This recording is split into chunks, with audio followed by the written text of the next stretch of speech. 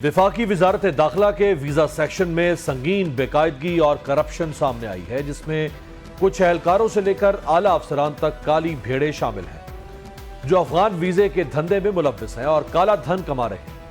یہ نہ صرف سنگین بدعنوانی ہے بلکہ قومی سلامتی کے لیے خطرات بھی پیدا کر رہی ہے۔ ذرائع کا کہنا ہے کہ بھاری رشوت کے عوض جن افغان شہریوں کو غیر قانونی طریقے سے پاکستان کے ویزے جاری کیے گئے ان میں مبینہ طور پر خطرناک دہشت گرد بھی ہوں گے۔ اس حوالے سے ہم ایکسکلوسیو سٹوری اور کچھ چونکا دینے والے حقائق آپ کے سامنے رکھ رہے ہیں۔ ذرائع نے انکشاف کیا ہے کہ وفاقی وزارت داخلہ کا ویزا سیکشن افسران بالا اور سٹاف کے لیے سونے کی کان بن چکا ہے۔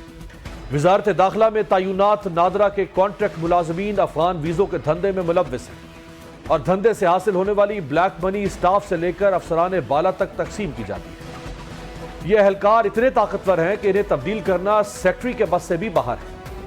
ریکارڈ کے مطابق وفاقی وزارت داخلہ میں گزشتہ 7-8 سالوں سے اٹیچمنٹ پر آئے نادرا کے کانٹریکٹ ملازمین، جن میں مبینہ طور پر محمد علی، ابرار احمد، ذیشان الہی، محمد رعیم، نعیم خان، عارف مراد وغیرہ اس غیر قانونی دھندے میں ملوث ہیں۔ مذکورہ تمام نادرا ملازمین گریڈ 10 اور گریڈ 11 کے کانٹریکٹ ملازمین ہیں جن کے اکاؤنٹس میں کروڑوں روپے موجود ہیں۔ ذرائع نے انکشاف کیا ہے کہ محمد علی نامی اہلکار پورا ویزا سیکشن چلا رہا ہے۔ اس کا فرنٹ مین اس کا بھانجا محمد آفاق ہے، جس کے اکاؤنٹ میں پچھلے 5 سال کے دوران 14 کروڑ روپے جمع کروائے گئے۔ یہ تمام رقم ویزا کے کاروبار سے منسلک ایجنٹس نے جمع کروائی۔ فرنٹ مین آفاق کے نام پر محمد علی نامی ویزا سیکشن کے اہلکار نے گاڑیوں کا ایک شو روم بھی بنا رکھا ہے، جس میں 10 سے زائد گاڑیاں موجود ہیں۔ وفاقی وزارت داخلہ کے ویزا سیکشن کے افسران بالا، جن میں سیکشن آفیسر آغا حاشر جو کہ گریڈ 17، ڈپٹی سیکرٹری ہنا شیریں اصغر جو کہ گریڈ 18 کی ریلوے گروپ سے آئی افسر ہیں، جن کو اپنے پی ایس پی افسر کی وجہ سے گریڈ 19 کی حساس سیٹ کا عارضی چارج دیا گیا۔ یہ خاتون 3-3 لاکھ روپے کے مہنگے ہینڈ کیری بیگ استعمال کرتی ہیں۔ مال بنانے میں یہ سینئر افسران سب سے آگے ہیں۔ افغان ویزوں کا غیر قانونی معاملہ انتہائی حساس نوعیت کا ہے، چنانچہ اس حوالے سے حکام نے کارروائیاں شروع کر دی ہیں۔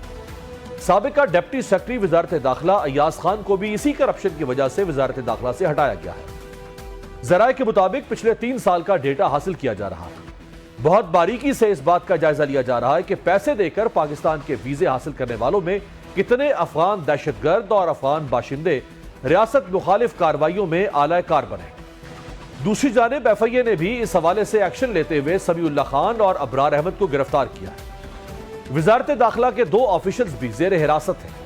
اس کے علاوہ مرکزی ملزم محمد علی روپوش ہے، جس کی گرفتاری کے لیے ہیومن انٹیلیجنس اور ٹیکنیکل ذرائع کو استعمال کیا جا رہا ہے۔ ذرائع نے دعویٰ کیا ہے کہ تفتیش کا دائرہ کار مزید پھیلایا جائے گا اور سٹاف کے علاوہ سیکشن افسر، ڈپٹی سیکرٹری، جوائنٹ سیکرٹری اور دوسرے آفیسرز کو بھی ایف آئی اے تفتیش کے لیے بلایا جا سکتا ہے۔ لیکن دوسری طرف مذکورہ افسران کو ایف آئی اے طلب کیے جانے سے پہلے ہی ایک چال چل دی گئی ہے اور ویزا سیکشن سمیت مختلف حساس سیکشنز کا control additional secretary border management سے لے کر ایڈیشنل سیکرٹری ایڈمن اور additional secretary I F S کو سونپ دیا گیا ہے۔ اہم بات یہ ہے کہ جو افغان شہری رشوت دے کر ویزا حاصل کر کے پاکستان میں داخل ہوتے ہیں ان میں مبینہ طور پر ملک دشمن عناصر بھی ہو سکتے ہیں۔ یہی وجہ ہے کہ ملک کی سلامتی کے اداروں نے وفاقی وزارت داخلہ کے ویزا سیکشن کو بار بار متنبع کیا کہ اس سیکشن میں غیر قانونی کام ہو رہا ہے، لیکن متعلقہ افسران نے اس پر کان نہیں دھرے۔ ایف آئی اے کے جو افسران اس حوالے سے تفتیش کر رہے ہیں انہیں چاہیے کہ وہ اس مکروہ دھندے میں ملوث تمام عناصر کو قانون کے شکنجے میں لائیں۔ یہاں یہ بات قابل ذکر ہے کہ حکومتی اعلان کے مطابق جن 10 لاکھ افغان باشندوں کو افغانستان واپس بھیجا گیا ان میں سے 5 لاکھ افغانی کسی نہ کسی طریقے سے ویزے ارینج کر کے واپس پاکستان داخل ہو چکے ہیں۔ اگر یہی حال رہا تو ملک سے افغانیوں کو نکالنا ناممکن ہو جائے گا اور ملک میں موجود لا اینڈ آرڈر کی صورتحال، دہشت گردی اور اسٹیٹ مخالف مشینری کو کنٹرول کرنا ایک چیلنج بن جائے گا۔ لہٰذا ضرورت اس بات کی ہے کہ وزارت داخلہ کے ویزا سیکشن میں نادرا کے کنٹریکچل ملازمین کی بجائے وزارت داخلہ کے اپنے اہلکار رکھے جائیں اور ایسے افسران تعینات کیے جائیں جن کا ماضی بے داغ ہو۔ یاد رہے کہ وفاقی وزارت داخلہ پاکستان سیکریٹریٹ میں واقع ہے۔ یہ داخلی سلامتی کی نگرانی کرتا ہے، قانون نافذ کرنے والے اداروں جیسے ایف آئی اے اور نیکٹا کا انتظام دیکھتا ہے، ویزا اور اسلحہ لائسنس جیسے اہم کاموں کا انتظام کرتا ہے۔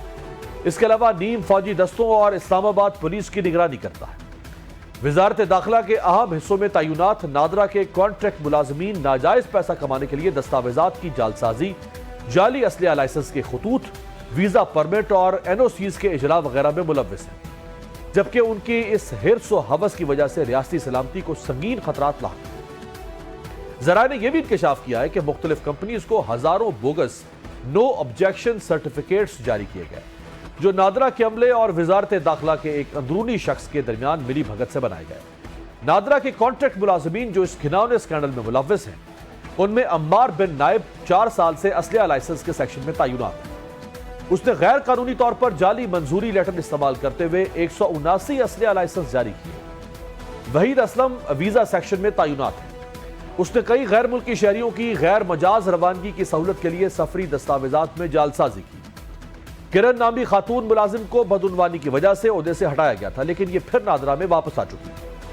محمد علی اور ابرار ویزا سیکشن میں کام کر رہے ہیں اور غیر قانونی ویزا ریکٹ چلا رہے ہیں۔ یہ خاص طور پر افغان ایجنٹ سے رشوت وصول کرتے تھے۔ اس حوالے سے سوالات تو اٹھتے ہیں کہ وزارت داخلہ میں اعلیٰ ذمہ داریاں کس طرح نااہل اور غیر تجربہ کار اہلکاروں کو سونپی گئی۔ حساس عہدوں پر وزارت داخلہ کے مستقل اہلکاروں کے بجائے نادرا کے کانٹریکٹ ملازمین کو کیوں ترجیح دی گئی؟ سینئر افسران کس حد تک اس میں ملوث ہیں؟ کیا وہ لاعلم تھے یا جان بوجھ کر سہولت کاری کر رہے تھے؟ یہ صورتحال اس بات کی متقاضی ہے کہ نہ صرف وزارت داخلہ میں نادرا کے کانٹریکٹ ملازمین کی تعیناتی روکی جائے، بلکہ حساس آپریشنز کو سنبھالنے والے تمام اہلکاروں کے لیے سخت انتخاب، جانچ اور نگرانی بنایا جائے اور اس اسکینڈل کی جامع تحقیقات اور پھر احتساب کیا جائے۔ پروگرام میں ایک بریک شامل کرتے ہیں، بریک کے بعد حاضر ہوں گے۔ مشرق وسطیٰ کی تازہ صورتحال کیا ہے، کیونکہ آواز آ رہی ہے کہ حماس اور اسرائیلی حکومت کے درمیان امن معاہدہ ہو سکتا ہے، جس پر پریزیڈنٹ ٹرمپ بارہا بیانات دے چکے ہیں۔ کیا صورتحال ہے؟ بریک کے بعد